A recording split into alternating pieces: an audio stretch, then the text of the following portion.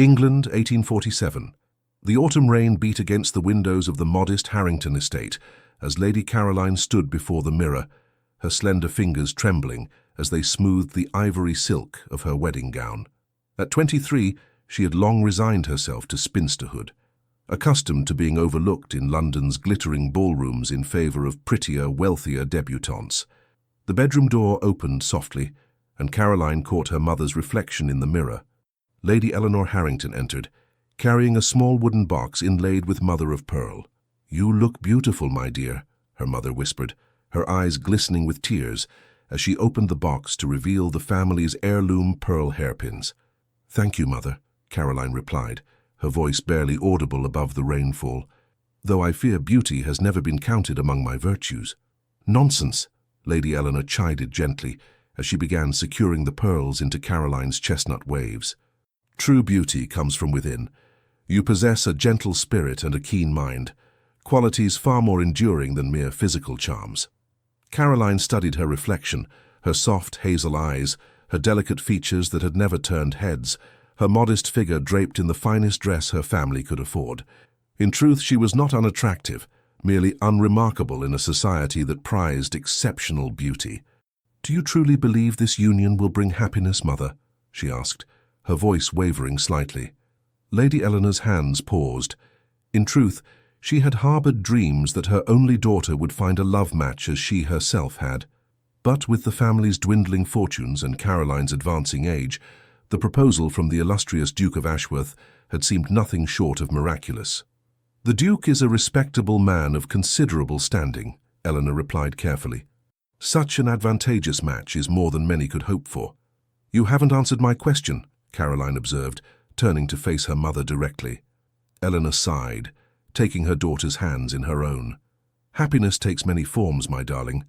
Security, respect, position, these are not insignificant foundations upon which contentment may be built.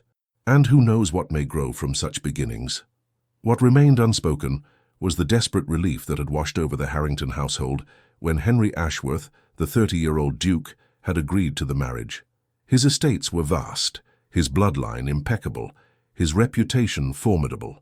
That he had chosen their daughter had been shocking, a blessing they dared not question too closely. A knock at the door interrupted their conversation. Caroline's father, Sir James Harrington, entered, his once imposing frame now slightly stooped with age and financial worry. "The carriage is prepared," he announced, his voice carrying forced cheerfulness. His eyes softened as he beheld his daughter in her bridal attire. "My dear girl, you are a vision."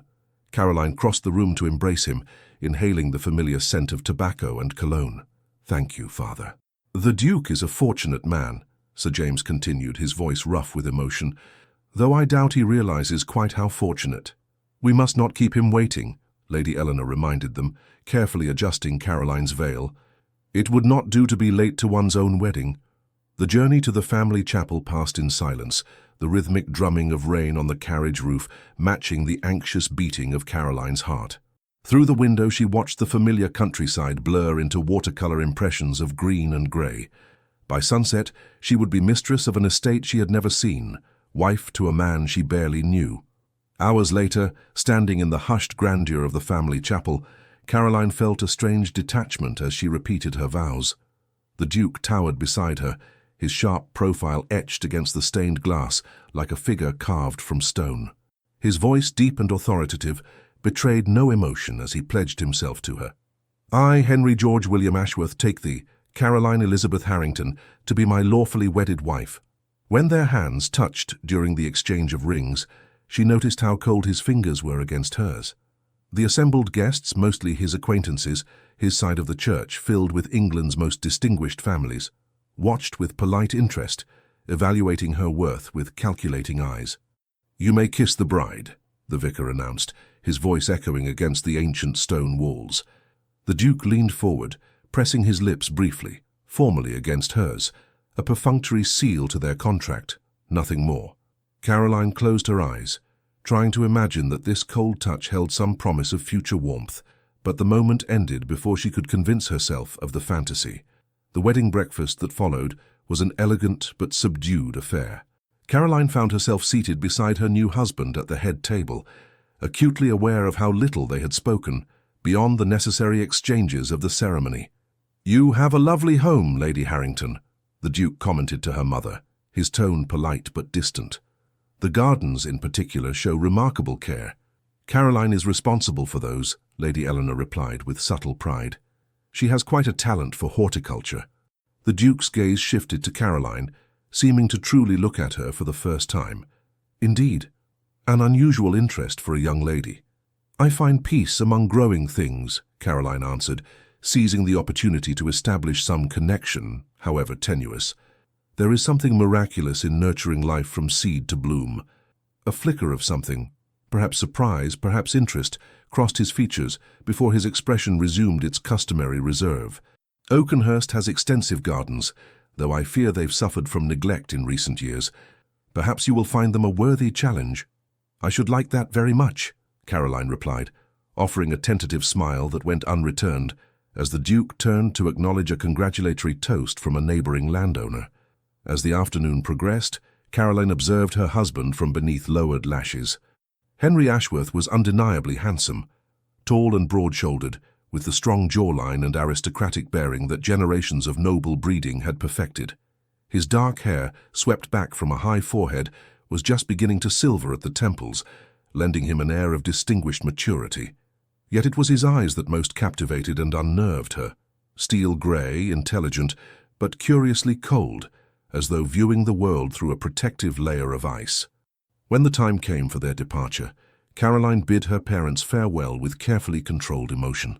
Lady Eleanor embraced her tightly, whispering, "Write to me, my darling, and remember, patience often reaps the sweetest rewards." Sir James kissed her forehead, his voice too choked for words, before shaking the Duke's hand with all the dignity he could muster. "Take care of her, Your Grace. She is our greatest treasure." "You have my word, Sir James," the Duke replied formally. Oakenhurst Abbey, the Duke's ancestral estate, loomed like a fortress against the darkening sky as their carriage approached that evening. Caroline gazed through the window at the imposing Gothic architecture, its towers and turrets silhouetted against the twilight, gardens stretching into the distance like a sea of shadow. "Your new home," the Duke stated simply, breaking the silence that had persisted throughout their journey. It was not said with pride or warmth, merely a statement of fact. "It's magnificent," Caroline murmured, genuinely awed by the scale and grandeur of the estate. "It has stood for 4 centuries, he replied. "The east wing dates from Tudor times, though most of what you see was rebuilt during my great-grandfather's tenure." The carriage passed through elaborate wrought-iron gates and proceeded up a winding drive lined with ancient oak trees. As they drew closer, Caroline could make out more details: the intricate stonework, the countless windows gleaming like stars in the gathering dusk, the sweeping steps leading to massive oak doors. Inside, Caroline was overwhelmed by the grandeur: marble floors, ornate tapestries, priceless artwork, and a household staff that lined up to greet their new mistress with curious eyes. The Duke's housekeeper, Mrs. Winters, a stern-faced woman with silver-streaked hair pulled tightly beneath her cap, stepped forward with a formal curtsy. "Welcome to Oakenhurst Abbey, Your Grace," she addressed Caroline, the title still unfamiliar to her ears. "Thank you, Mrs. Winters," Caroline replied, striving to project a confidence she did not feel. "I look forward to becoming acquainted with the household. The staff has been instructed to assist you in every way as you settle into your role," the Duke stated, his tone making it clear that he expected her to manage domestic matters without troubling him. "Mrs. Winters has served Oakenhurst for 20 years and will guide you through the particular customs of the estate." Mrs. Winters led them through corridors that seemed endless, offering a brief history of the Abbey's more notable features: the medieval cloisters incorporated into the north wing, the portrait gallery featuring Ashworth ancestors dating back to the reign of Henry VII, the grand ballroom that had hosted 3 different monarchs over the centuries. "Your chambers have been prepared, Your Grace," Mrs. Winters finally informed her, stopping before an ornately carved door. Caroline had expected to share quarters with her husband, as her parents always had. The revelation that she would occupy a separate suite sent a chill through her heart, but she maintained her composure, thanking the housekeeper with the quiet dignity her mother had instilled in her. "I trust you will find everything to your satisfaction," Mrs. Winters continued, opening the door to reveal a sumptuous apartment decorated in shades of blue and silver. "Your lady's maid Jane has already unpacked your belongings. If there is anything else you require, you need only ring." "Thank you," Caroline said, taking in the elegant four-poster bed, the marble fireplace already crackling with a welcoming blaze, the sitting area with delicate furniture that appeared rarely used. "I shall leave you to rest," the Duke announced from the doorway. "The journey has been long and you must be fatigued.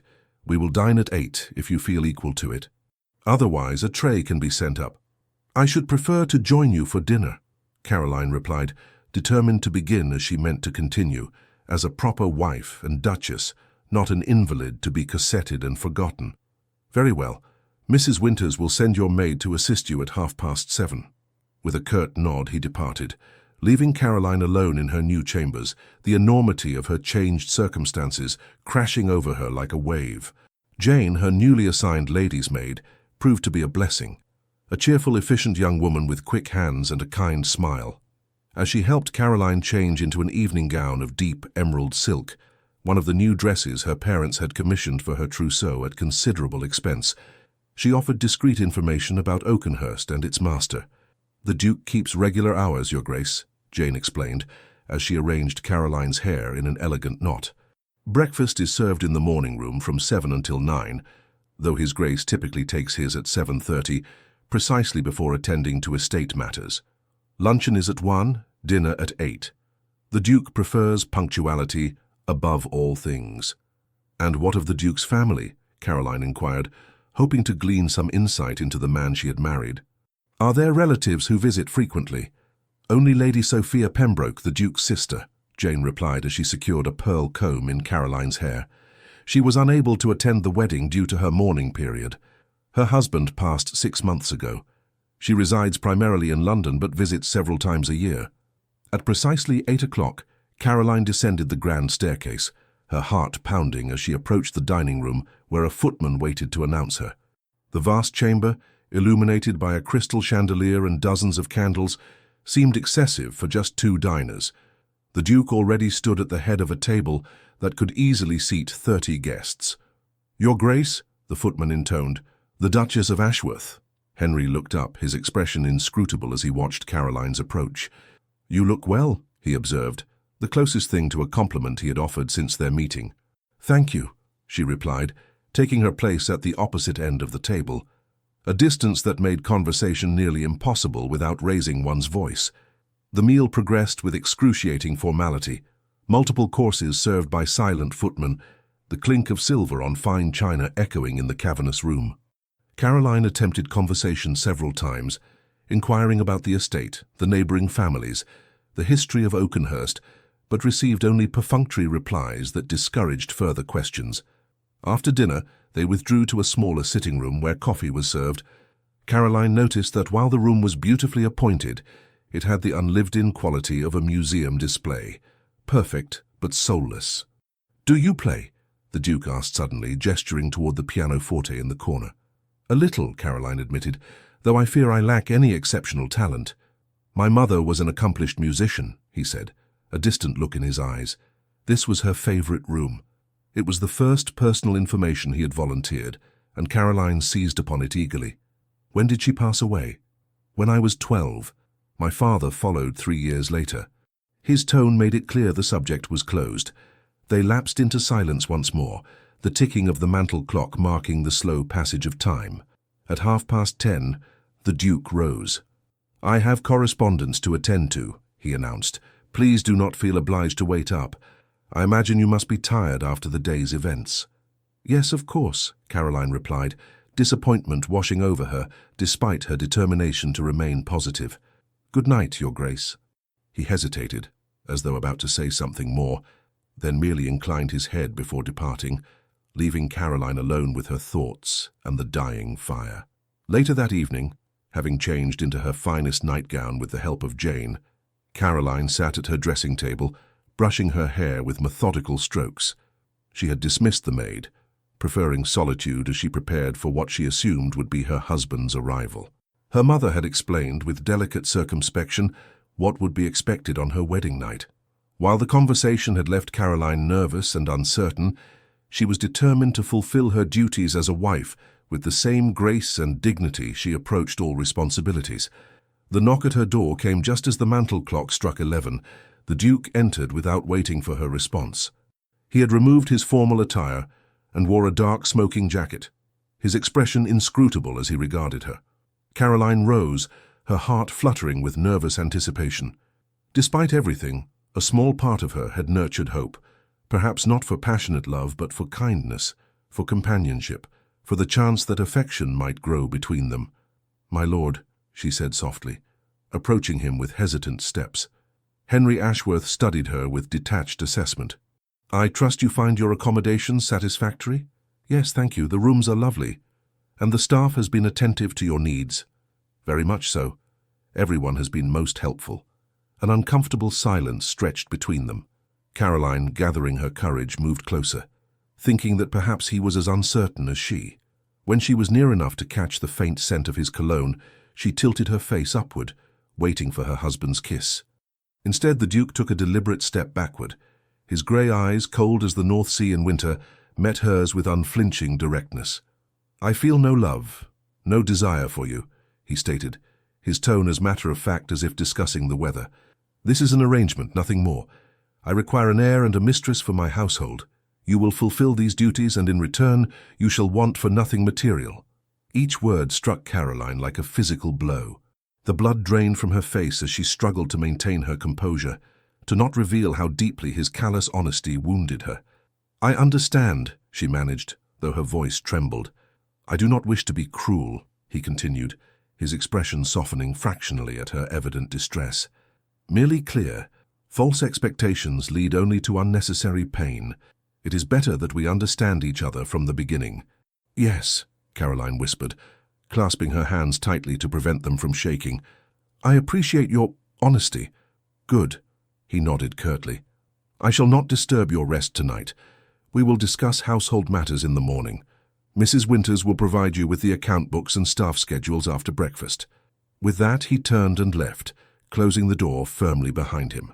The moment he was gone, Caroline's knees gave way. She sank to the floor, silent tears streaming down her cheeks as the full weight of her new reality descended upon her. She had expected perhaps indifference, even coldness, but not such brutal honesty, not such complete rejection.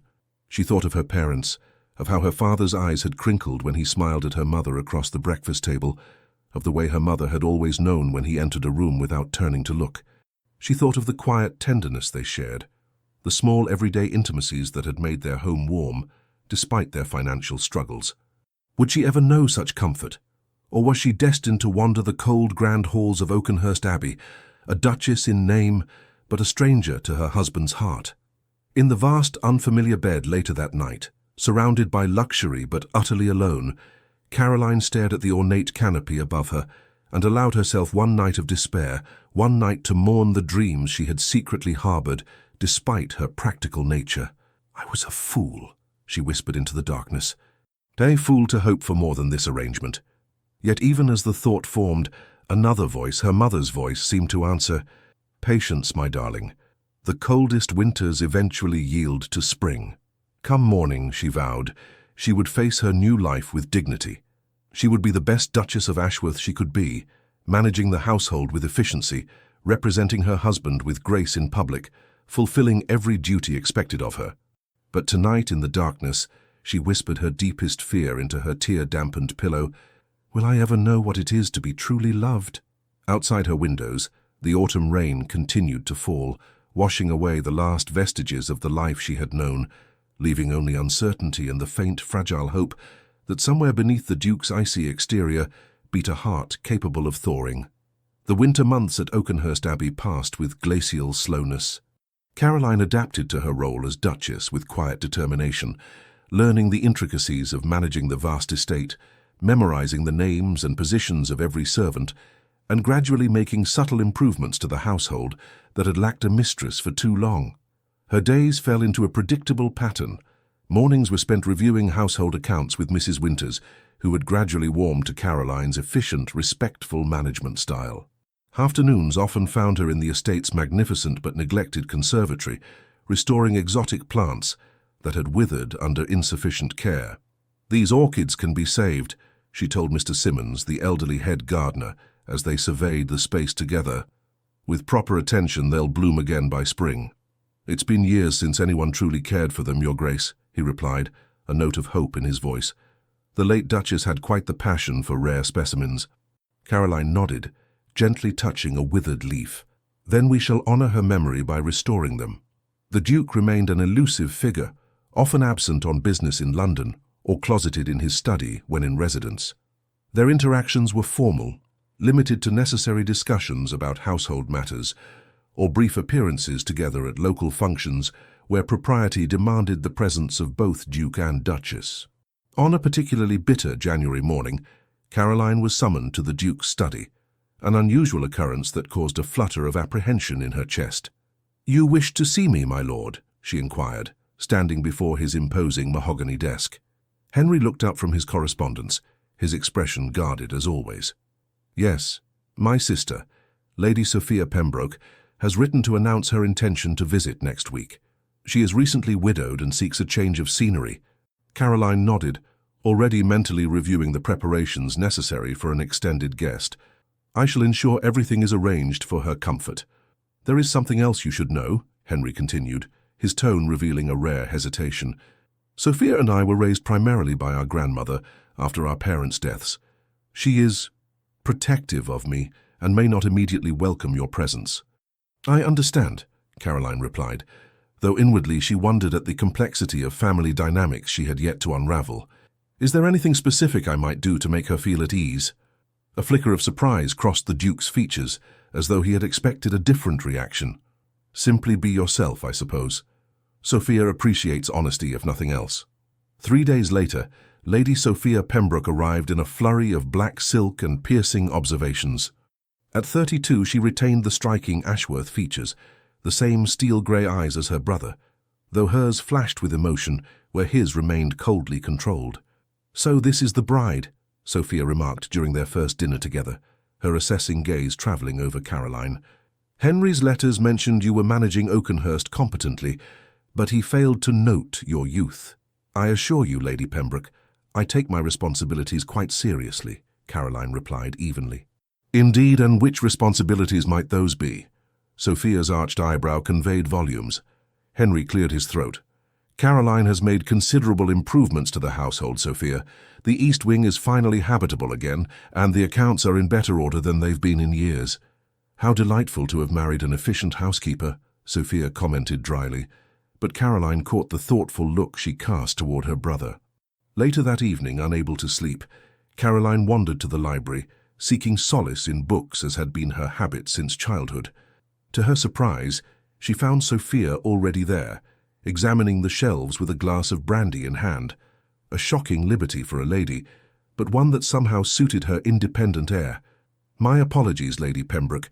I didn't mean to intrude," Caroline said, preparing to withdraw. "Stay," Sophia commanded, turning to face her. "And for heaven's sake, call me Sophia. Lady Pembroke reminds me too much of my late husband, who was, I assure you, not worth remembering." Cautiously, Caroline entered the room. "I'm sorry for your loss nonetheless."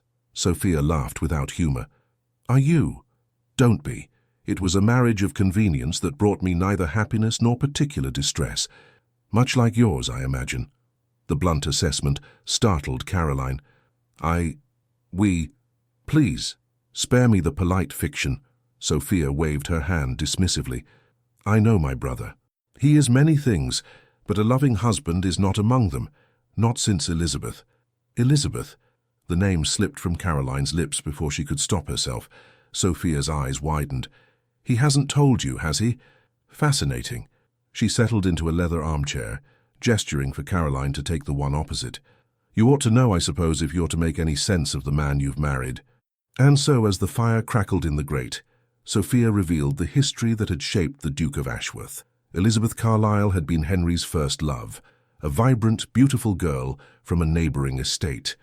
Their courtship had progressed nearly to engagement when she had fallen ill with scarlet fever, dying merely days before Henry planned to propose.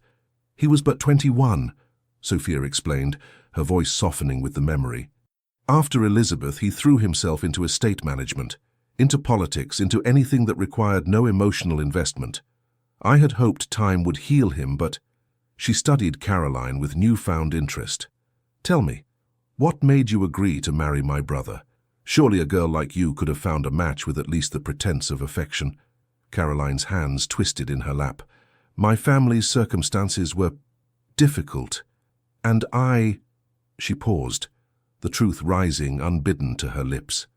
I had never been the sort of girl who attracted suitors. I was invisible in ballrooms, overlooked at dinner parties. When the Duke expressed interest, it seemed miraculous.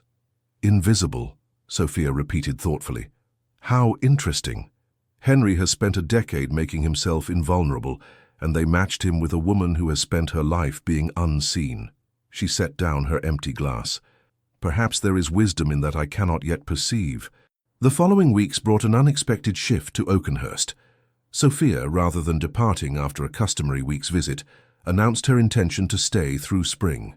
Her presence acted as a catalyst, forcing interaction where there had been distance.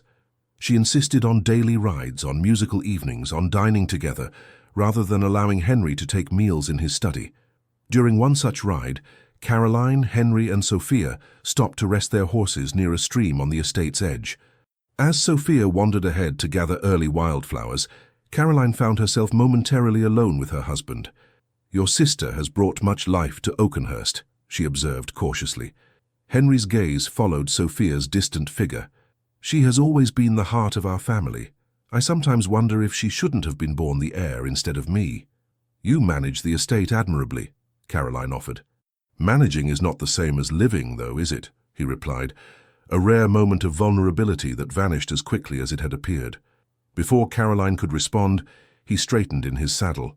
We should return. The weather looks to turn. That evening, a violent storm lashed the abbey.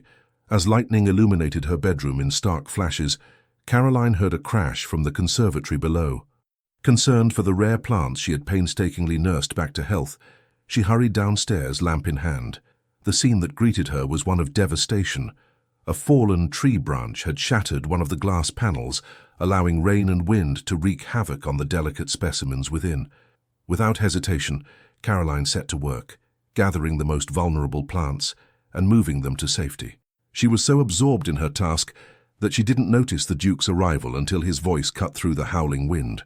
What in heaven's name are you doing? Caroline looked up, suddenly aware of her disheveled appearance, her nightgown and robe sodden, her hair falling loose down her back. Saving what can be saved, she answered simply, continuing her work. To her astonishment, Henry removed his dressing gown and rolled up his shirt sleeves.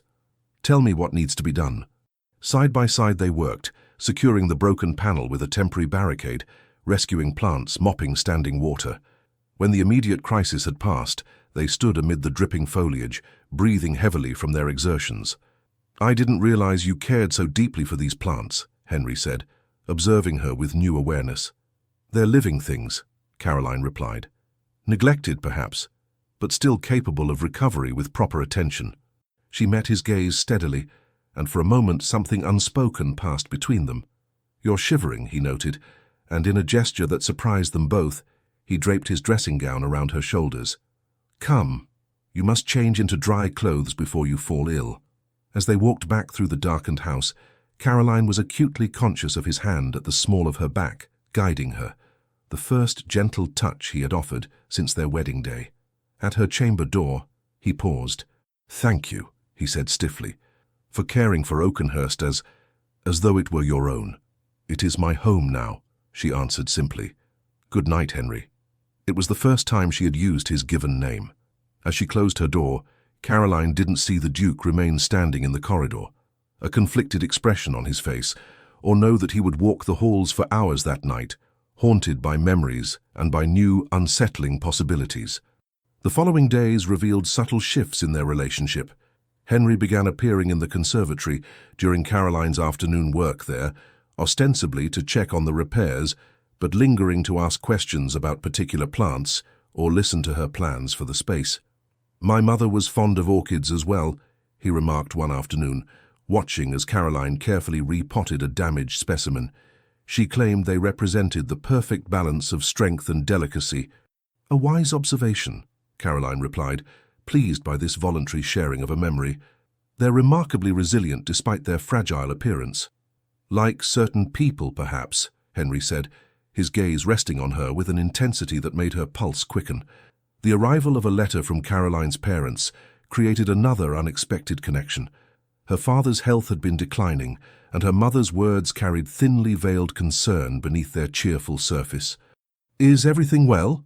Henry inquired, noticing her troubled expression at the breakfast table.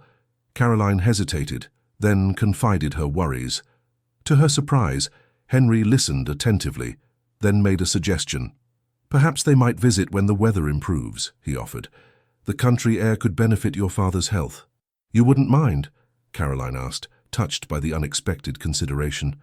"They are family now," he replied simply.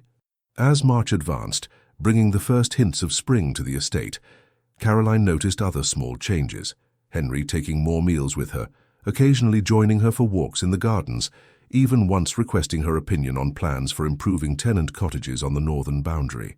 "You have a practical mind," he commented, when she suggested modifications that would increase comfort while reducing costs. "I value that." Coming from the reserved Duke, such words constituted high praise indeed. Caroline treasured these moments, these glimpses of the man beneath the formal exterior, even as she cautioned herself against reading too much into them. One evening, as they sat in the drawing-room with Sophia, the conversation turned to music. At her sister-in-law's urging, Caroline played several pieces on the pianoforte, including a Beethoven sonata that had been a favorite of her father's. "You play with genuine feeling," Henry remarked afterward, surprising her with the compliment. "Thank you," Caroline replied, her cheeks warming. "Music has always been a solace." "Henry used to play quite brilliantly," Sophia interjected. "Perhaps you might persuade him to join you in a duet sometime." "I no longer play," Henry said curtly, his expression closing. An uncomfortable silence fell, and Caroline, sensing his discomfort, deftly changed the subject. Later, when Henry had excused himself to attend to correspondence, Sophia approached Caroline at the pianoforte. "It was Elizabeth's favorite instrument," she explained quietly. "They often played duets together. He hasn't touched a keyboard since her death." "I see," Caroline murmured, understanding better now the complexity of wounds she navigated. "But he listened to you play," Sophia observed, "for the full hour, without distraction. A month ago he would have found an excuse to leave after the first movement." She squeezed Caroline's hand. "Small steps, my dear. The heart doesn't heal overnight, especially one that's been frozen for so long."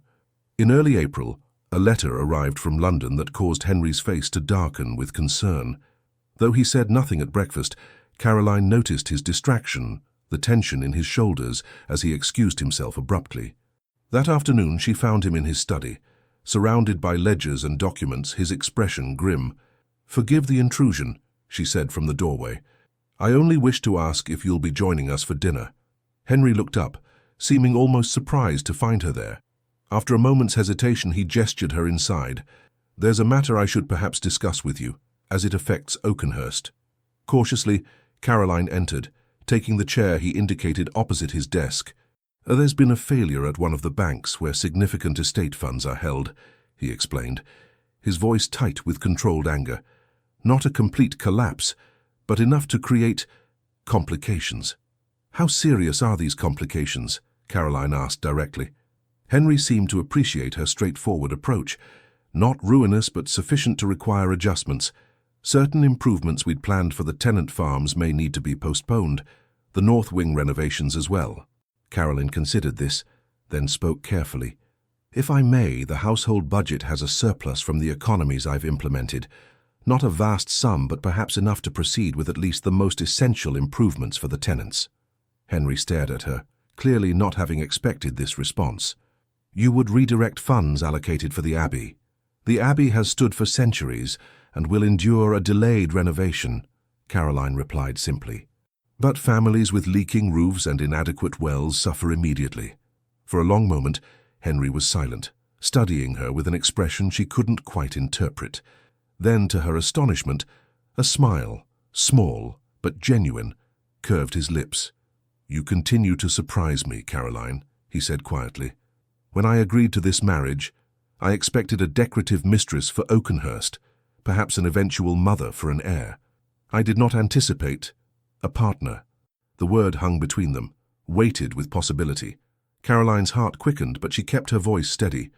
Perhaps that is what a wife should be, she suggested. Not merely an ornament or a convenience, but a true helpmate. Perhaps, Henry agreed, still holding her gaze. I find the idea has considerable merit. That night, as Caroline prepared for bed, she found herself reflecting on the subtle transformation of her marriage over these winter months. From the cold, formal arrangement established on their wedding night, something else had begun to emerge. Not love, certainly, but a mutual respect, a cautious reaching toward connection. She thought of the invisible threads that had begun to weave between them, shared concerns for the estate, appreciation of each other's competence, small moments of unexpected understanding. Individually, each thread was fragile, easily broken, but together, they were beginning to form something that might, with time and care, become strong enough to bridge the distance between two solitary hearts. As she drifted toward sleep, Caroline allowed herself to hope, not for grand passion or dramatic declarations, but for the continued strengthening of those quiet threads, for the gradual awakening of the man whose name she bore but whose heart remained, for now, a chamber she had yet to enter. Outside her window, the first buds of spring swelled on bare branches, promise of renewal after the long winter's sleep.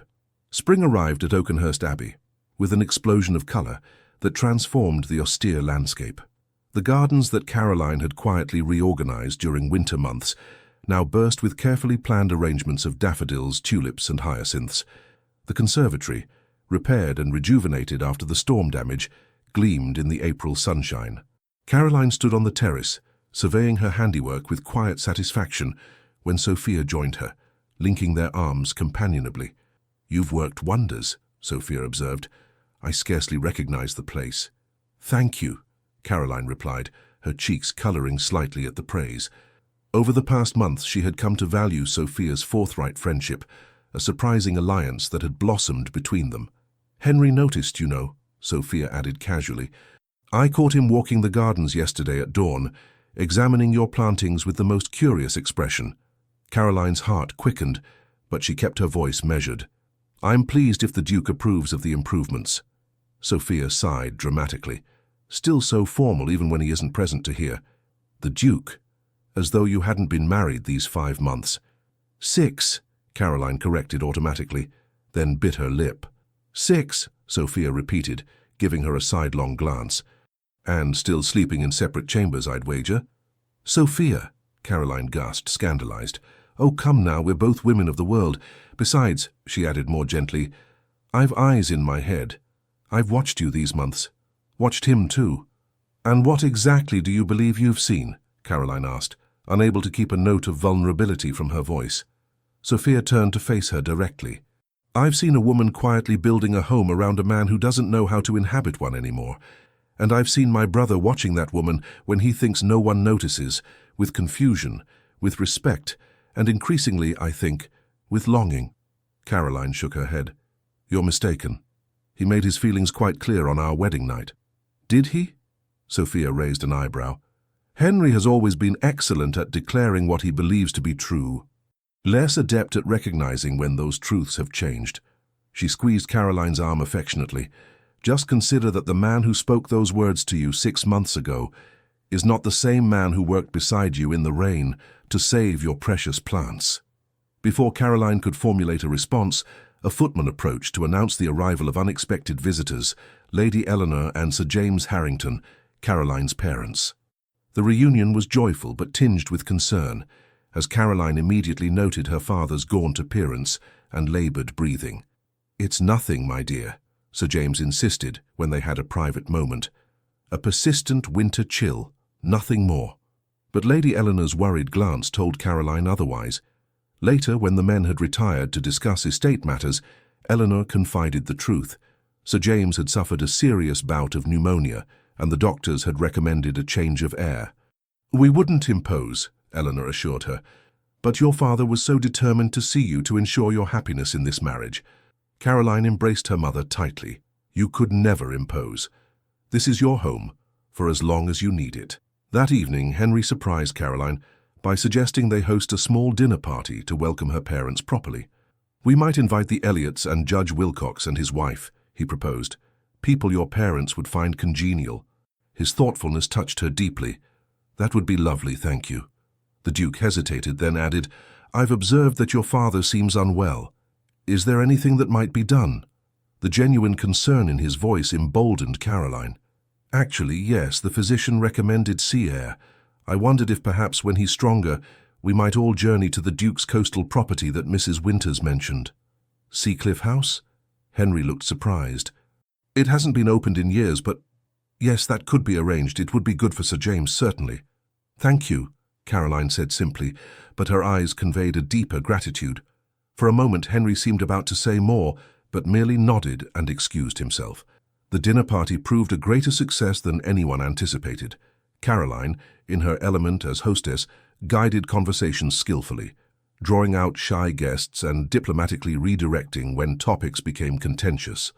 Henry, observing her from the head of the table, found himself increasingly captivated by this side of his wife, confident, gracious, intelligent, in a way that commanded respect without demanding attention. When Judge Wilcox steered the conversation toward local politics, territory where Caroline might reasonably have deferred to her husband, she instead offered insightful observations about the impact of proposed railway expansions on tenant farmers, a perspective that made the judge nod thoughtfully. "Your Duchess has a remarkable understanding of agricultural economics," the judge commented to Henry afterward. "Most ladies of my acquaintance concern themselves solely with household matters." "Caroline is not most ladies," Henry replied, surprising himself with the pride in his voice. Later that night, after the guests had departed and the household had retired, Henry found himself restless. Passing the library, he noticed a light still burning and entered to find Caroline curled in a window seat, a volume of poetry open on her lap. "You were magnificent this evening," he said, without preamble. Caroline looked up, startled. "I beg your pardon." "As hostess," he clarified, moving further into the room. "You handled everything perfectly. Mrs. Elliott's impropriety, the judge's political baiting, even Sophia's impertinent questions." A smile touched Caroline's lips. "Thank you. I enjoyed it, actually." "You seemed in your element," Henry observed, taking the chair opposite her. "Not at all like—" He stopped abruptly. "Not at all like the invisible girl you married," Caroline finished for him, her voice gentle rather than accusatory. Henry had the grace to look discomfited. "I have not been kind to you, Caroline." "You have been honest," she replied. "I've always valued honesty, even when it hurts." "Perhaps there are different kinds of truth," he said slowly. "The truth of what I believed when we married, and the truth of what I have come to know since." Caroline's heart began to race, but she kept her expression composed. "And what truth is that?" Henry seemed to struggle with his words, an unusual state for a man typically so assured. "That you are remarkable," he finally said. "That Oakenhurst has become a home again under your care. That my sister smiles more than she has in years. That when you enter a room, I find myself—" He trailed off, then stood abruptly. "Forgive me. It's late, and you must be tired after entertaining." "Henry?" Caroline called softly as he reached the door. He turned back, his expression guarded. "I was never invisible," she said. "Just unseen." Their gazes held for a long moment before he nodded once and departed, leaving Caroline to wonder at the subtle shifting of their relationship, like the first tender shoots of spring emerging after a long winter. In the weeks that followed, Sir James's health improved noticeably, bolstered by the country air and Caroline's attentive care. Preparations began for the journey to Seacliff House, a flurry of activity that brought new energy to the Abbey. One afternoon, Caroline was reviewing inventories with Mrs. Winters when a commotion in the entrance hall drew their attention. They emerged to find Henry supporting a young boy of perhaps 12 years, the child's face pale with pain, his leg bent at an unnatural angle. "What happened?"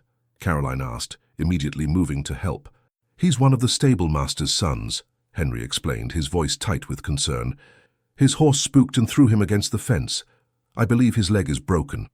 Without hesitation, Caroline took charge, directing servants to prepare a room, sending for the doctor, and helping Henry settle the boy, Timothy, she learned, onto a settee while they waited.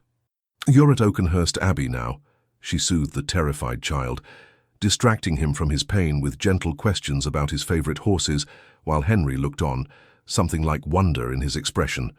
The doctor confirmed a clean break that would heal well with proper care. When he suggested the boy be moved back to his family's cottage, Caroline intervened. "He'll stay here," she declared, "where we can ensure he receives proper care and rest." When the doctor seemed about to object, she added firmly, "I insist." Later, after Timothy had been settled in a comfortable guest room with his anxious parents reassured, Henry found Caroline in her sitting room, her normally immaculate appearance dishevelled, a smudge of dirt on her cheek from where she had wiped away the boy's tears. "That was extraordinary," he said quietly. Caroline looked up wearily. "It was only right." "Not everyone would see it so," Henry replied, moving to sit beside her on the small sofa, closer than he had ever voluntarily positioned himself before. "Most women of your station would have sent the boy to the servants' quarters at best." "I am not most women," she echoed his words from the dinner party. "No," he agreed, his voice deepening. "You are certainly not." In a gesture that seemed almost unconscious, he reached out to brush the smudge from her cheek, his fingers lingering against her skin. Caroline held perfectly still, scarcely breathing as something electric passed between them. The moment stretched, taut with possibility, until the clock chimed the hour, startling them both. Henry withdrew his hand slowly, reluctantly. "I should let you rest," he said, rising. At the door he paused. "Caroline, thank you for bringing kindness back to Oakenhurst." As May turned to June, the planned journey to Seacliff House approached. The evening before their departure, Caroline was surprised to receive a small package delivered by Henry's valet. Inside lay an exquisite silver locket on a delicate chain. Opening it, she found a miniature painting of Oakenhurst Abbey on one side, and on the other, a tiny pressed flower, a forget-me-not from her conservatory. A note in Henry's precise handwriting accompanied it, "For the journey, and for making Oakenhurst worth remembering when we are away." Caroline pressed the locket to her heart, overcome with emotion. It was not a declaration of love, not quite, but it was acknowledgement, appreciation, a recognition that she was no longer unseen. The next morning, as their travelling carriage pulled away from Oakenhurst, Caroline caught Henry watching her with an intensity that made her pulse quicken. Sophia, seated opposite them, observed the exchange with barely concealed satisfaction. "I believe," Sophia murmured to Caroline when Henry was distracted by Sir James's question about the journey, "that Seacliff House may witness developments that Oakenhurst has only begun to imagine." Caroline's fingers strayed to the locket at her throat, and for the first time since her wedding night, she allowed herself to hope. Seacliff House stood like a sentinel at the edge of the world, its weathered stone facade commanding a breathtaking view of the restless sea below. Unlike the imposing grandeur of Oakenhurst Abbey, the coastal manor possessed a wild, romantic charm that immediately captivated Caroline. "It's magnificent," she breathed as their carriage wound up the cliff path. "My mother loved this place," Henry remarked, his eyes on the horizon. "She claimed the sea air cleared one's thoughts, and the isolation freed one's spirit." It was the first time he had voluntarily shared anything about his parents, and Caroline treasured the confidence, even as she noted how the mention of his mother softened his features. The house staff, hastily assembled from the village and neighbouring estates, had done their best to prepare the long unused residence, but Caroline quickly discovered much remained to be done. Rather than expressing dismay, she embraced the challenge with characteristic determination. "We shall make it comfortable," she assured her father, who worried the primitive conditions might worsen his health rather than improve it. "My dear girl," Sir James replied fondly, "you have always possessed the remarkable ability to create sanctuary wherever you go." The first week passed in a flurry of activity, airing rooms, ordering provisions, establishing routines. Caroline found herself working alongside the hastily assembled staff, rather than merely directing them, rolling up her sleeves to scrub stubborn salt stains from windows and help the cook rescue ancient kitchen equipment from disuse. One evening, Henry discovered her in the disused library, balanced precariously on a ladder as she cleaned grime from book spines that had likely gone untouched for a decade. "Caroline!" he exclaimed, rushing forward as the ladder wobbled dangerously. "For heaven's sake, you'll break your neck." His hands found her waist, steadying her, and the sudden contact made them both freeze. Caroline looked down at him, acutely aware of his strong fingers splayed across her midriff, of the concern in his eyes that went beyond propriety into genuine fear for her safety. "I'm quite all right," she assured him, her voice not entirely steady, "just trying to salvage what books can be saved." Henry didn't immediately release her, even after she had descended the ladder. "You don't need to exhaust yourself," he said, his hands still at her waist. "We have servants for these tasks." "Too few, and none familiar with the house," she countered. "Besides, I find I enjoy the work. It's satisfying to bring order from chaos." "Is that what you've been doing at Oakenhurst as well?" he asked, his gaze intent. "Creating order from the chaos I allowed to develop?" Caroline hesitated, then decided on honesty. "Perhaps, though I would call it creating home, rather than merely order." Something flickered in Henry's eyes. Vulnerability, longing, she couldn't be certain. "And have you found home there?" "I'm beginning to," she answered softly. The moment stretched between them, charged with unspoken emotion, until voices in the corridor announced Sophia and Lady Eleanor's approach. Henry stepped back, releasing Caroline, but his eyes held hers a moment longer, communicating something she dared not yet interpret. The following days brought a new rhythm to their party. Mornings were devoted to Sir James's health regimen: sea air, gentle exercise, and the mineral waters a local physician had recommended. Afternoons often found the ladies exploring the village or the dramatic coastline, while evenings were spent in simple shared pleasures, reading aloud, music, conversation, unencumbered by the social constraints of London. In this informal setting, Caroline observed Henry gradually unbending. He laughed more freely at Sophia's outrageous stories, engaged in spirited chess matches with Sir James, and once memorably joined Caroline in a duet at the recently tuned pianoforte, his rich baritone complementing her modest soprano in a way that left her breathless. "You never mentioned you could sing," she commented afterward. "There has been little music at Oakenhurst for many years," he replied, a shadow crossing his features. "Since Elizabeth?" The name slipped out before Caroline could reconsider, and she immediately feared she had overstepped. Henry stiffened momentarily, then exhaled slowly. "Yes, she loved music. After she died, I couldn't bear to hear it." "I'm sorry," Caroline said softly, "for your loss and for raising painful memories." Henry studied her face, searching for something. "It was not your question that surprised me, but rather my reaction to it," he admitted. "The pain is different now. Less immediate. I can speak of her without feeling as though my chest is being crushed. Time heals, they say," Caroline offered. "Time alone does not heal," Henry corrected her gently. "It merely distances. Other things heal. Purpose, kindness, new connections." His eyes held hers. New beginnings. One evening, nearly 3 weeks into their stay, Henry suggested a picnic on a secluded beach, accessible only by a steep path from the cliffs. With Sir James feeling particularly energetic and the weather perfect, the entire party agreed enthusiastically. The descent proved challenging but worthwhile, revealing a perfect crescent of golden sand, embraced by towering cliffs, the sea before them a dazzling sapphire. Servants laid out blankets and an elaborate luncheon, while Timothy, now using only a single crutch, delightedly collected shells at the water's edge under Sophia's indulgent supervision. After they had eaten, Sir James dozed peacefully in the shade of a parasol, Lady Eleanor beside him with her embroidery. Sophia announced her intention to teach Timothy the finer points of skipping stones, leading the boy farther down the beach. "They're not being remotely subtle," Caroline observed with amusement as their companions deliberately created distance.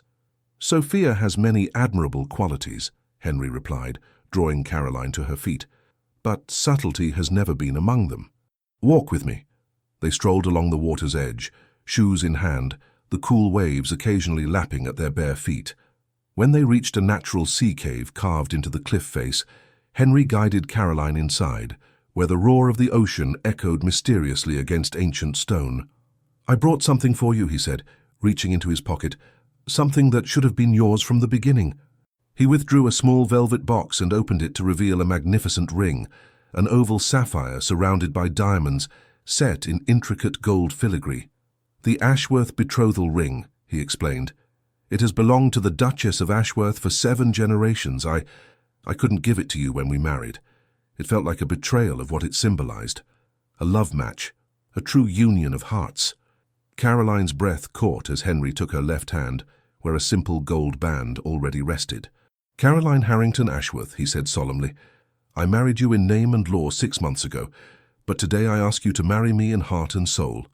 Will you accept this ring as a symbol not of duty or arrangement, but of my deepest love and devotion?" Tears spilled freely down Caroline's cheeks as she nodded. "Yes," she whispered. "1,000 times yes." Henry slipped the ring onto her finger alongside her wedding band, then drew her into his arms. "I'm saying that somewhere between your kindness to a fallen stable boy and your laughter with my impossible sister, I have fallen in love with you, Caroline." The words hung in the salt-laden air between them, momentous and fragile. Caroline felt tears spring to her eyes, years of feeling unseen, unwanted, invisible, suddenly washed away by this declaration. "I don't deserve your love," Henry continued, his voice rough with emotion. "Not after how I've treated you. But if you could find it in your heart to forgive me, to allow me to court you properly, not as the Duke courting a suitable match, but as a man who admires and cherishes everything about the woman who has become his wife in name only—" "Henry," Caroline interrupted, her voice trembling as she placed her free hand against his cheek. "I have loved you since the night we saved the conservatory together, perhaps even before, in ways I didn't yet understand." His eyes searched hers, wonder and disbelief mingling in their grey depths. "How can you have loved me when I gave you no reason, no encouragement?" "Love doesn't always require reason," she answered simply. "Sometimes it simply grows, like those neglected plants in the conservatory, quiet and persistent, requiring only the smallest glimmer of light to flourish." Slowly, reverently, Henry leaned forward until their foreheads touched. "May I kiss you, Caroline? Not as duty, not as arrangement, but as a husband who loves his wife with all his heart." In answer, Caroline closed the distance between them, her lips meeting his, in a kiss that spoke of months of longing, of hopes she had scarcely allowed herself to nurture, of a future suddenly radiant with possibility. When they finally parted from their kiss in the sea cave, the sunset had begun to paint the sky in spectacular hues of gold and crimson. Henry drew Caroline close against him, her head resting naturally in the hollow beneath his chin, his arms encircling her with a protectiveness that spoke of newfound treasures. "We should return to the others," Caroline murmured eventually, though she made no move to leave the sanctuary of his embrace. "They'll wonder where we've gone." Henry chuckled, the sound reverberating pleasantly against her cheek. "I suspect Sophia, at least, will have a fairly accurate idea." "She's been rather transparent in her matchmaking efforts," Caroline agreed with a soft laugh. "My sister lacks subtlety, but possesses remarkable insight," Henry replied, gently tucking a strand of Caroline's wind-blown hair behind her ear. "She saw what I was too blind to recognize, that the arrangement I so coldly established was becoming the greatest blessing of my life." They walked back hand in hand, no longer caring if their linked fingers might raise eyebrows. As they approached the main path, they saw Sophia standing alone, clearly waiting for them. Her knowing smile broadened at the sight of their clasped hands and the new ring glittering alongside Caroline's wedding band. "Well," she drawled, "it appears Seacliff House has worked its magic more quickly than even I anticipated." Henry laughed, a free and joyous sound that Caroline had never heard from him before. "You are insufferable, sister." "And you," Sophia retorted, her eyes soft despite her teasing tone, "are finally yourself again." She turned to Caroline, genuine affection in her gaze. "Thank you for giving us back the real Henry. I had quite despaired of ever seeing him again." That evening, as the family gathered in Seacliff's cozy drawing room, Henry surprised everyone by making an announcement. "Caroline and I have decided to renew our vows," he declared, his hand covering his wife's, the sapphire glinting in the candlelight. "A small private ceremony here at Seacliff, where our hearts truly found each other." Lady Eleanor's eyes filled with happy tears as she embraced her daughter. "Nothing could give me greater joy than to see you truly loved," she whispered. Sir James, looking healthier than he had in months, clasped Henry's hand firmly. "That you have a treasure in my daughter," he said, his voice thick with emotion. "I trust you now recognize her worth." "More than I can express," Henry replied with quiet sincerity. I propose a celebration afterward, Sophia added eagerly. Nothing elaborate. Simply good food, music, perhaps dancing on the terrace overlooking the sea. And where will you find appropriate musicians in this remote location, dear sister? Henry inquired with fond exasperation. Leave that to me, Sophia replied mysteriously. I have resources you cannot imagine. The following days were filled with gentle preparations for the ceremony. Caroline, freed from the weight of uncertainty that had burdened her for months, moved through Seacliff House with a lightness of spirit that transformed her. Her natural beauty, always present but subdued by her habitual reserve, now shone with an inner radiance that caught Henry's breath whenever she entered a room. For his part, Henry seemed a man awakened from a long slumber. The cold formality that had been his armor for years gradually fell away, revealing the man Sophia had insisted still existed beneath, thoughtful, occasionally playful, capable of deep feeling beneath his controlled exterior. One evening Caroline found him in the library, studying a small portrait miniature she had never seen before. "Elizabeth?" she asked softly, recognizing the moment called for neither jealousy nor retreat. Henry nodded, then held out his hand to draw her beside him on the window seat. "I've carried this for 9 years, he said, his voice steady as he showed her the portrait of a pretty, vivacious-looking young woman with laughing eyes. Not out of any romantic notion that I would forever mourn her, but because I feared forgetting her face." Caroline studied the miniature with gentle respect. She was beautiful. She was, Henry agreed, full of life and laughter. We grew up together, and loving her seemed as natural as breathing. He carefully closed the miniature's case. When she died, I convinced myself that I had experienced my one allotment of love in this life, and that duty alone would sustain me thereafter. He set the miniature aside and took both of Caroline's hands in his. "I was wrong, Caroline. So terribly wrong. What I feel for you, it's different from what I felt for Elizabeth, but no less profound. Perhaps even deeper, because it has grown from respect and admiration rather than childhood affection." Caroline's eyes glistened with unshed tears. "I never dared hope for this," she confessed. "After our wedding night, I thought perhaps in time we might achieve a comfortable companionship, but never this. I have much to atone for," Henry said, raising her hands to his lips. "Words spoken that cannot be unsaid, months of coldness you did not deserve. Will you allow me a lifetime to make amends?" "There is nothing to forgive," Caroline replied softly. "We begin anew, here and now." The next morning, Henry surprised her by suggesting they visit the village together. As they walked through the small fishing community, Caroline noted with pleasure how different his manner was from the formal, distant nobility he typically displayed at Oakenhurst. Here he greeted fishermen by name, inquired after families, stopped to admire a child's shell collection with genuine interest.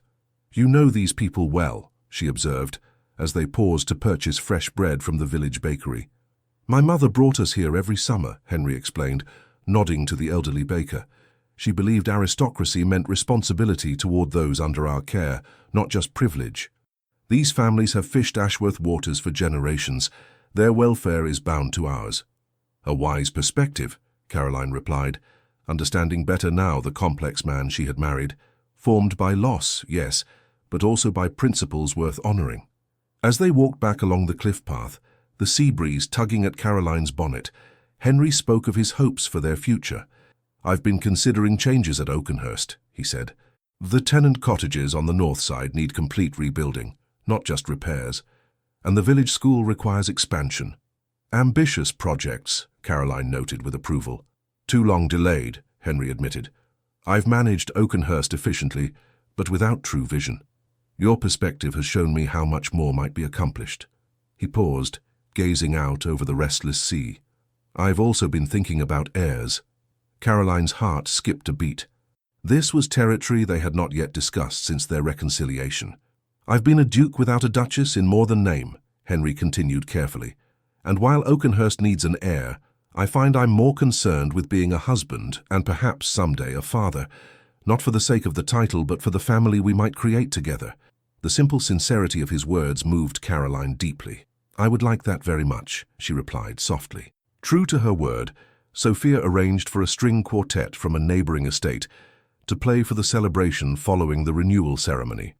The ceremony itself took place at sunset on the cliffside terrace, with only family as witnesses and a local vicar officiating. Caroline wore a simple gown of pale blue silk, not the formal wedding dress of their first ceremony, but something chosen with joy rather than obligation. Henry, watching her approach across the terrace with wildflowers in her hair and happiness illuminating her face, felt his heart swell with emotions he had denied himself for too long.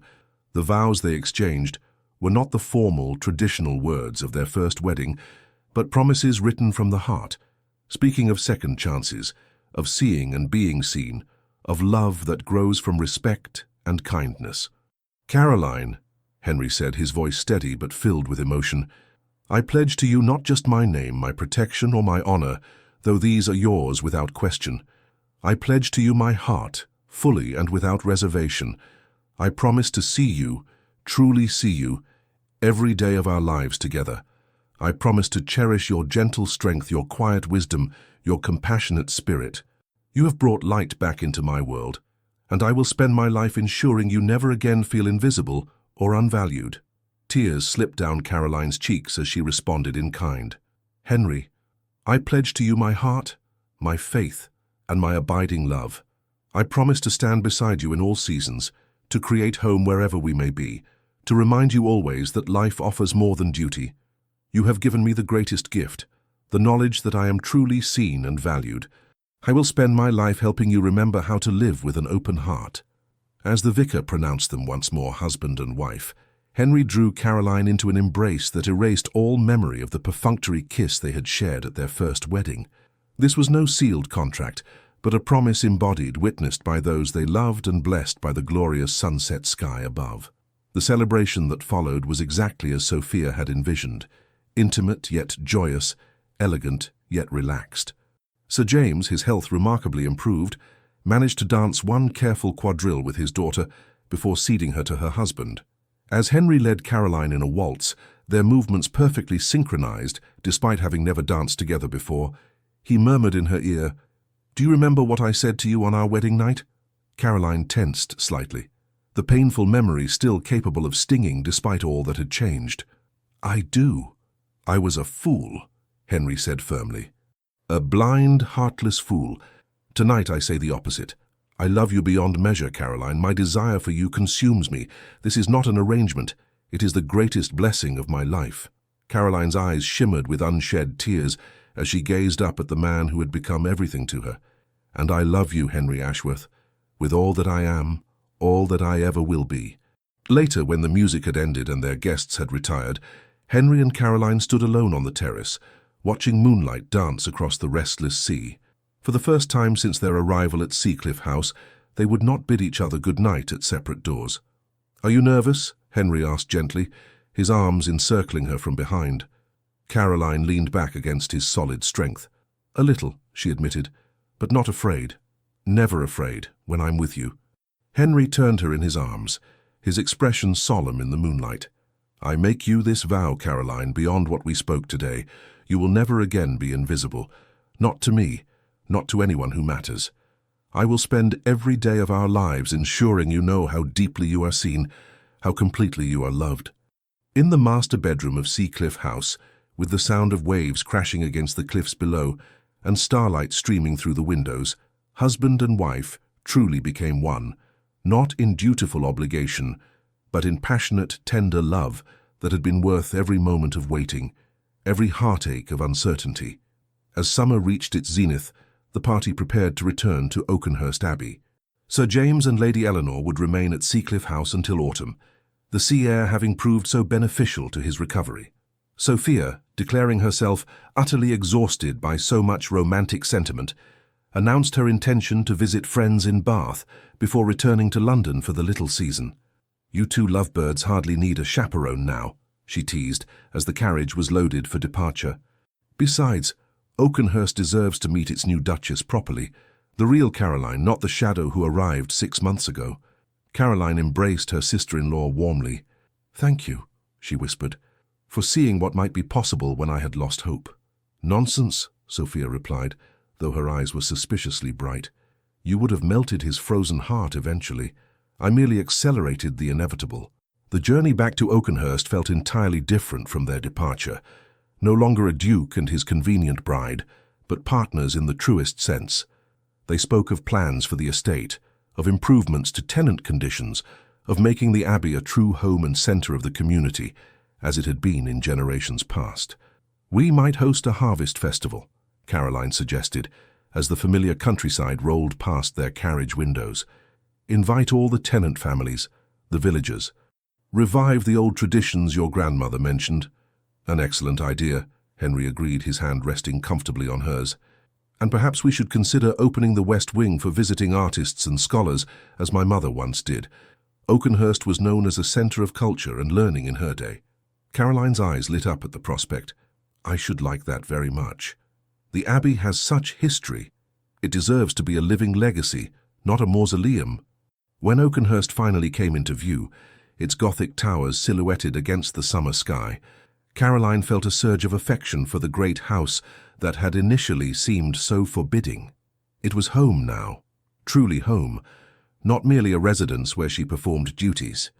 The staff, lined up to greet them as protocol demanded, couldn't help but notice the transformation in their master and mistress. The Duke, typically so reserved and formal, helped his wife from the carriage himself rather than waiting for a footman, his hand lingering at her waist. The Duchess, always gracious but previously subdued, positively glowed as she greeted each servant by name, her smile reaching her eyes in a way it never had before. "I do believe they're in love," the housekeeper, Mrs. Winters, remarked to the butler later that evening, her tone suggesting she found this development both surprising and not entirely proper. "About time, if you ask me," the butler replied with uncharacteristic sentiment. "The Abbey's been a gloomy place these 9 years. A bit of happiness won't go amiss."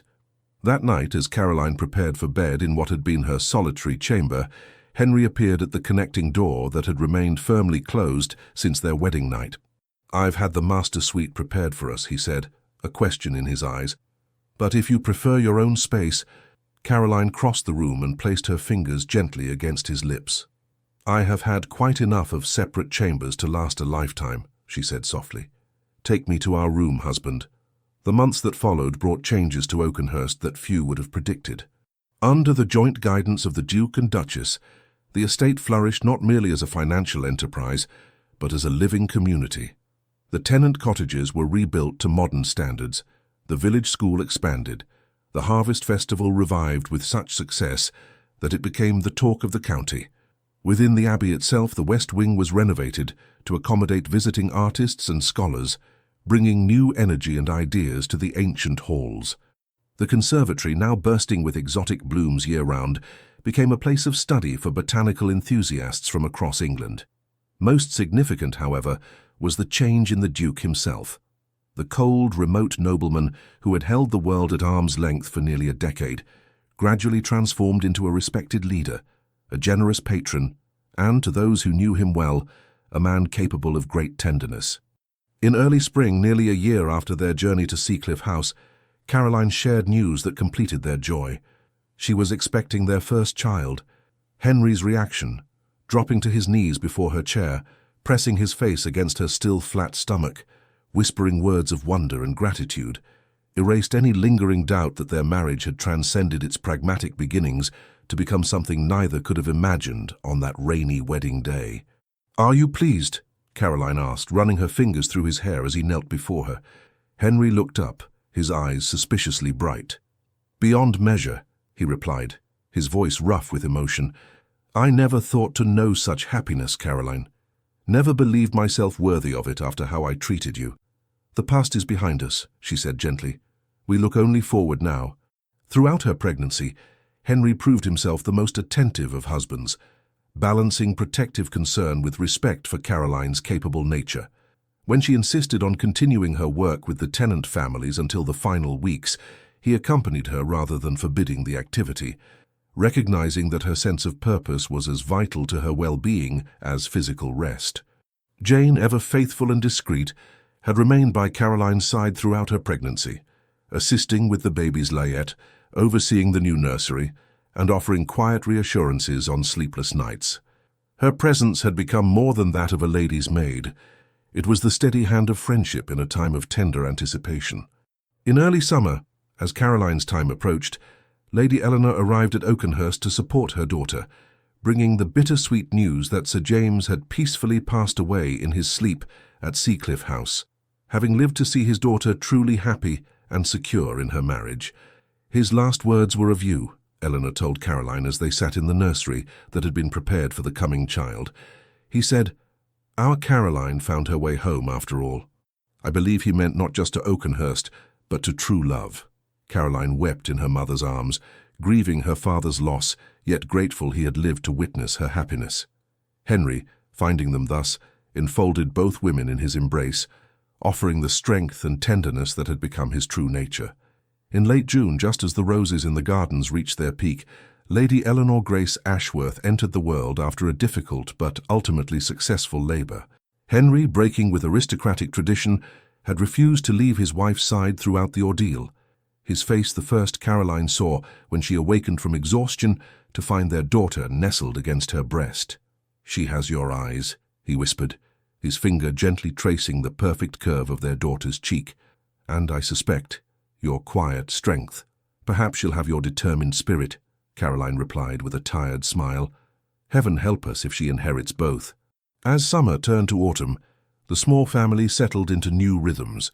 Caroline recovered her strength gradually, assisted by Lady Eleanor, who had taken up permanent residence in the East Wing. Henry adjusted his duties to spend time each day with his wife and daughter, often found in the nursery at odd hours, simply watching little Eleanor sleep, marvelling at the miracle they had created together. With her work at Oakenhurst evidently complete, and the Duke once more a man who smiled, Sophia announced her departure with theatrical flair. She would travel to Bath, she said, to restore chaos where order has grown dull, and perhaps scandalize a few retired colonels along the way. Before leaving, she pressed a kiss to her niece's tiny brow and whispered to Caroline, "You've done the impossible, my dear. You've made Henry human again. I shall return for the christening, of course." On the anniversary of their renewed vows, Henry led Caroline to the conservatory, now transformed into an exotic paradise of blooms and greenery, a testament to her patient care. In the center, he had arranged a small table for an intimate dinner, surrounded by the plants that had first brought them together during that stormy night. "Do you remember?" he asked as they sat amid the lush foliage, the rich scents of tropical flowers surrounding them. "How could I forget?" Caroline replied, reaching across the table to take his hand. "It was the first time I saw beyond the Duke to the man, and the first time I truly saw you," Henry acknowledged, raising her hand to his lips. Not as the convenient bride, the efficient mistress of Oakenhurst, but as Caroline, brave, compassionate, determined to save what others had neglected. He reached into his pocket and withdrew a small package. Inside lay a delicate gold bracelet, adorned with tiny enameled flowers matching those in the conservatory. "For the woman who taught me that growth requires patience," he said as he fastened it around her wrist. "That neglected hearts, like neglected plants, can flourish again with proper care." Caroline gazed at the exquisite workmanship, then at the man who had travelled so far from the cold, remote figure she had married. "I love you, Henry Ashworth," she said simply, "more with each passing day." "And I love you, my Caroline," he replied, his voice rich with emotion. The woman who was never truly invisible, merely waiting for the right eyes to see her. As they shared a kiss amid the blooms that symbolized their journey, Caroline reflected on the strange path that had brought them here. From a pragmatic arrangement spoken in cold honesty to a love so deep it had transformed not just their lives, but the world around them. For Henry, who had locked away his heart behind walls of duty and reserve, there was profound peace in the knowledge that love, when freely given and gratefully received, was not weakness, but the greatest strength of all. And for Caroline, who had once believed herself destined to remain unseen, there was exquisite joy in being so completely known, so deeply cherished by the man who had once whispered words of rejection, but now spoke only of love, desire, and gratitude for the arrangement that had brought them together, and the courage that had transformed it into something precious beyond measure. The end. Dear listener, perhaps tonight as you sit quietly with your memories or lie beneath the hush of twilight, you find yourself thinking of all the seasons your heart has weathered, the quiet winters of waiting, the uncertain springs of change, the summers of love lost or found, and the autumns of letting go. This story of Caroline and the Duke is not only a tale of love that blooms unexpectedly, it's a reminder that even the coldest heart can learn to feel again, and that no one, no matter how overlooked or unseen, is ever truly forgotten by life. Just like the neglected orchids in Caroline's conservatory, you too carry strength within you, soft, steady, and resilient.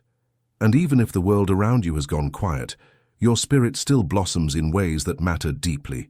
You are not invisible. You are not past your prime. You are still becoming, still capable of bringing beauty, warmth, and wisdom into the lives around you. So tonight, let your soul rest easy. Let go of any heaviness you carry. Let your heart be reminded that love, respect, and recognition can arrive in the most unexpected chapters. And sometimes our most beautiful seasons come later in life. You are cherished. You are protected. You are not alone. Sleep peacefully, dear one. Tomorrow holds gentle promises. And remember, the courage it takes to love again, to trust again, to begin again, is the quietest kind of strength. With all our gratitude, Legends of the Fall Team. Thank you for staying with us until the end. We hope this story brought you comfort, inspiration, and a gentle reminder that even in silence, love can find its voice. Please subscribe, like, comment, and share this video to help support our channel. Truly, from the bottom of our hearts. Your support is what keeps us motivated to keep telling more stories filled with emotion, healing, second chances, and unforgettable love. At the end of this video, another one of our moving stories will appear. Click it and be surprised by another tale as emotional and powerful as this one.